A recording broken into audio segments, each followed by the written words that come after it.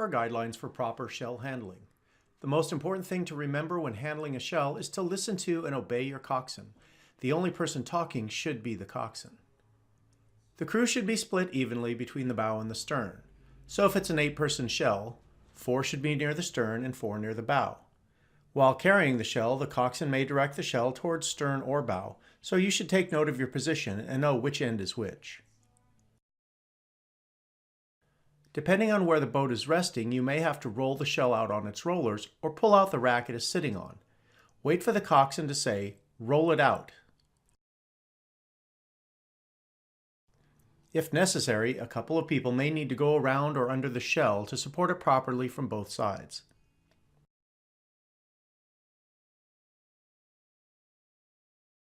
Now wait for the coxswain to say, "Up and off the rack. Ready, up." Wait for the "ready, up" before actually lifting the shell off the rack. Be very careful to avoid hitting the boat or riggers on the boat above. The next step will be to center the shell in the aisle with an even split of people between the port and starboard sides. You may have to reach over the shell to help support it while some teammates go around to the other side. Next, the coxswain will say, "Up to shoulders, ready, up." Again, wait for "ready, up" before lifting the shell to your shoulders. Time to walk the shell out of the boathouse. Wait for the coxswain to say, "Walk it out." Be aware of your surroundings and be careful to avoid hitting the riggers on any obstacles on your way out of the boathouse. If you see anyone in the path of the boat, make them aware that the boat is coming out by saying, "Heads up, boat coming out." Once the shell is fully out of the boathouse, the coxswain will call out, "Weigh enough." Depending on which dock is available, the coxswain will then say, "Walk it north," or "Walk it south." The dock closest to the bottom of the cove is the south dock, and the other is the north dock.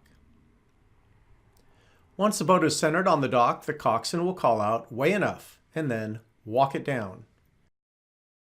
Walk slowly down the ramp and onto the dock until you hear "Weigh enough."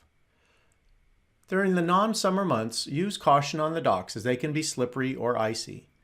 Your coach may instruct you to put towels or the outdoor carpet on the dock before the boats are taken down. The coxswain will then direct you to sidestep to the edge of either the south or north side of the dock by saying, for example, "Take it to the north edge," or "Toes to the north edge."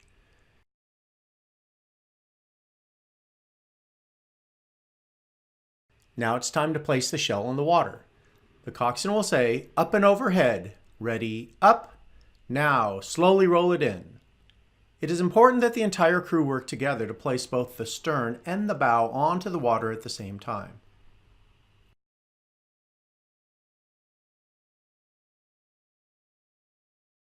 Typically, port rowers will fetch the oars while the starboards open the oarlocks. If you're a starboard, open your oarlock and your pair partner's oarlock. Don't adjust your foot stretchers at this time, as they can be adjusted once you're off the dock and on the water. The priority is to get off the dock quickly to make room for other boats. Now let's talk about proper handling of oars. Each set of oars hangs together on the rack and are identified with either dual color tape or letters. Be sure to take a pair of oars from the set designated by your coach for your shell. Take hold of 2 oars, lift them up the rack about 6 inches, then pull them off the rack. Once they are clear of the rack, carefully bring the oars parallel with the ground with the blades in front of you to just above waist height. Look behind and in front of you to make sure the oars do not hit any obstacles, in particular another rower. Carry the oars together or one in each hand and walk them down to your shell.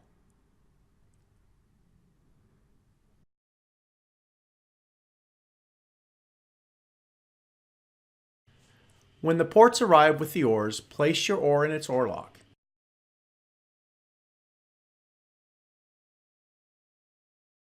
If your oar is on the dock side, be sure it is pushed all the way out to the collar and that the blade is resting on the dock. If your oar is on the water side, keep the oar pulled in off the water. The coxswain will then ask for a count-off from bow to know that all rowers are ready to get into the shell.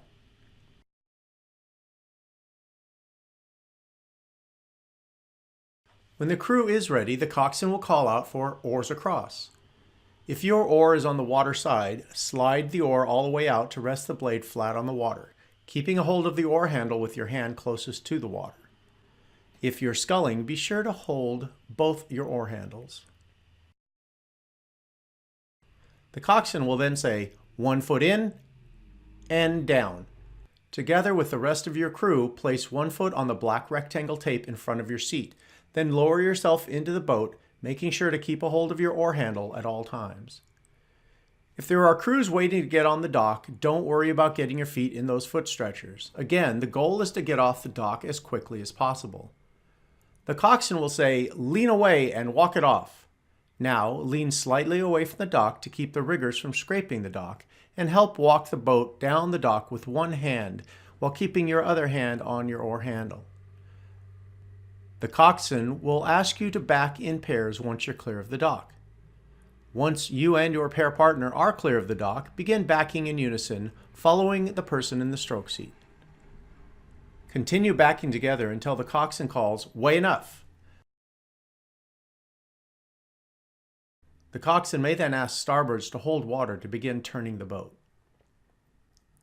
To turn the boat, the command will be for ports to back and starboards to row. Just listen to your coxswain for instructions. Ports and starboards should alternate in their stroke rhythm, meaning ports will back, then starboards will row. Follow the stroke pair and keep the boat steady as it turns. Deep blades will cause the boat to be unset, so watch your blade depth as you turn. Be sure to match the other oars on the side of your boat. Once the boat is pointed in the desired direction, the coxswain will call for some group of rowers, typically the stern fore or bow fore, to start rowing to make room for other shells pulling away from the docks. Proper setting of the boat is an important duty for all rowers. If you're setting the boat while others row, you have an obligation to your fellow rowers to pay attention to the set and to focus on being actively involved in keeping a good set. Your teammates are relying on you. The key to helping set the boat while you are not rowing is the position of your oar handle. You should be sitting at about half slide position with the oar handle resting firmly on your thighs, just above your knees. The blade of the oar should be in contact with the water at all times. If you don't have the oar handle pressed firmly against your legs, you're really not helping the set. And if you're listing to the opposite side, lifting the blade off the water is definitely not going to help. For example, if you're on the port side setting the boat and you're listing to starboard, you need to keep your blade on the water to contribute to the set of the boat. It is the responsibility of the starboard side to lift their hands slightly to help get the boat set. Now, if the starboards lift their hands and the ports don't have blades on the water, the boat will go crashing down to the port side. This is not a good position for helping keep the boat set. Neither is this.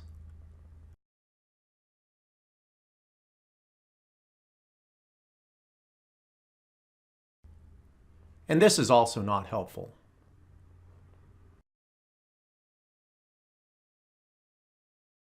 Again, it is your responsibility when you're not rowing to keep an active set to help your fellow rowers as they go through their drills.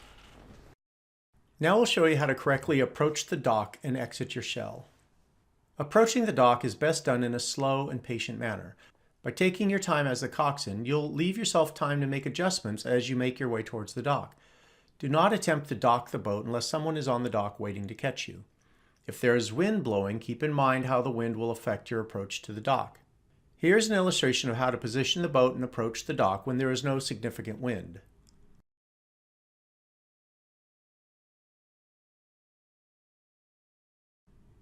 Here's an illustration of how to position the boat and approach the dock when there is wind from the south. Your starting position as you approach the dock will need to be adjusted based on how the wind may blow your boat. Here's an illustration of how to position the boat and approach the dock when there is wind from the north. Listen to the coxswain carefully as you're approaching the dock, as he or she may need to make slight adjustments as you approach.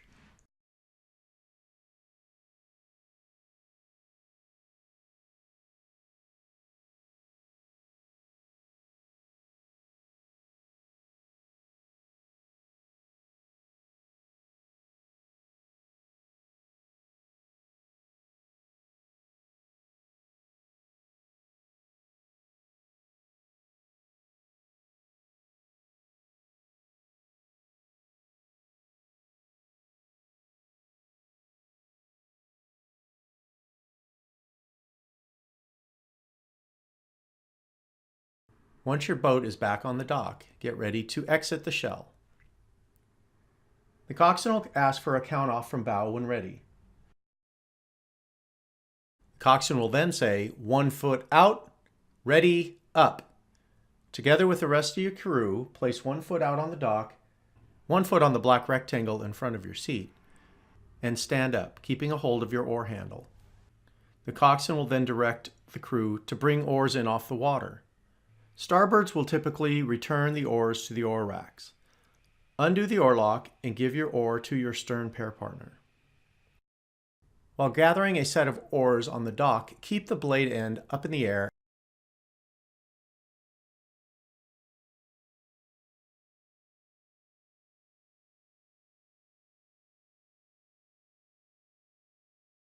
Again, oars should be carried with 2 hands at about waist level with the blades in front of you. If there is a rush to clear the dock, you'll be asked to place the oars on the bulkhead, out of the way of the path of shells getting back into the boathouse. Be sure to rest the oars with blades on the ground with edges up. As you place the oars back in the rack, the blade should be positioned sideways so that you do not see the face of the blade. If there's someone behind you with a set of oars, take one of their oars and place it back in the rack.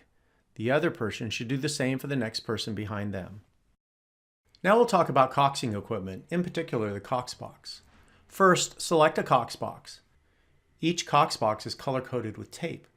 Remove the cox box from the rack, then locate the matching headset by looking for the same color tape. Place the headset around your neck. Now take a charged battery pack from the charger. Now look for the 2 ridges on the battery pack.